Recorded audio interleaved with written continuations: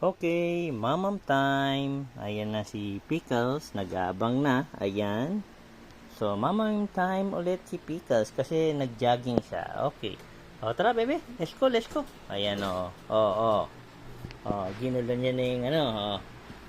Ayan. O, mamam time. Ayusin natin yung cage niya, ha? Kasi ginulo niya, eh. O. Di ba? Uhaw siya. Ang layo kasi ng tinakbo niya, eh. Oh. Ayan, ang dami ininom na tubig, no, nagmamam. Di ba? Oh. Tapos, ice cream good. Ito yung ice cream niya na toy. So, ibato natin. Ayan.